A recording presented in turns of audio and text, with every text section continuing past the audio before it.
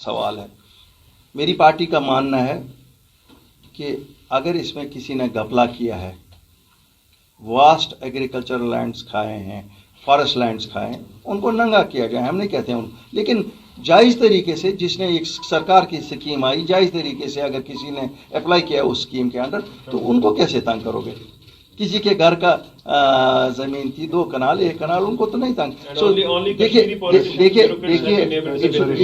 It should be एक होता है फ्रॉड, हम कहते हैं उनको पकड़ा जाए।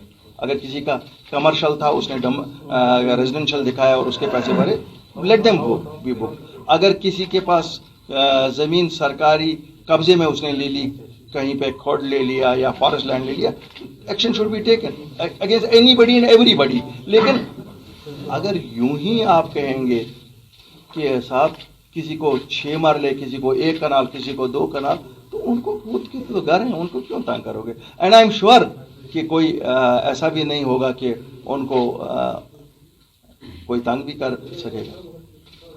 अब जहां तक बात आएगी कि जम्मू और कश्मीर, तो कश्मीर में तो मुझे लगता है 65,000 ही है। 3,72,000 कनाल में से तो 65,000 ही कश्मीर में, बाकी तो जम्मू में। It's not a question of Jammu and Srinagar. देखिए, हर मसले को जब हम जम्मू और श्रीनगर की निगाह से देखते हैं तो फिर थोड़ा सा ये उलझ जाता है।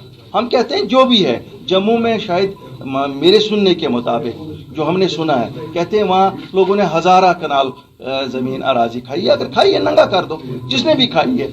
हम नहीं कहते हैं सब, वो किसी भी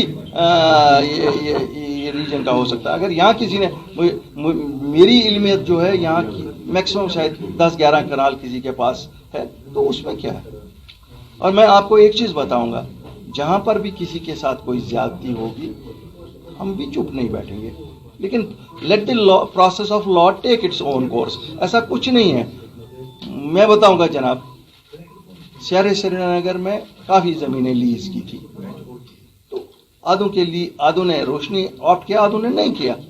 तो उसमें क्या, जिसने नहीं किया उसका भी इन्होंने रिन्यू किया करना है। गुलमर्ग में 1978 में लीज दी गई, 4-5 साल लगे होंगे होटल बनाने में, 90 से यहाँ हालात खराब हुए, तो उन्होंने क्या कमाया? 40 साल का ही लीज था। It has to be renewed, government will have to renew it. ऐसा नहीं है।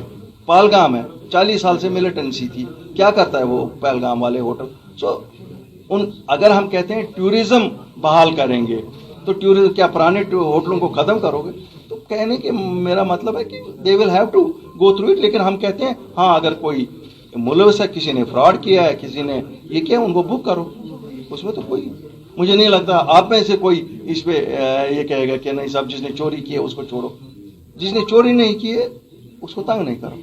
किसी ने कानून सरकार का एक आ गया, उसमें मुझे नहीं लगता है कि जिसने सीधे रास्ते से अपनी ज़मीन में एंट्री कराई होगी उसको कोई डरने की बात है। इंक्वायरी का मतलब थोड़ा ही है कि उनको मुलविस पाया गया। May be the inquiry report itself says नहीं साहब, वो मुलविस नहीं पाए गए। I want to assure the citizens of Srinagar that we will try to come up to your expectations in terms of the civic facilities.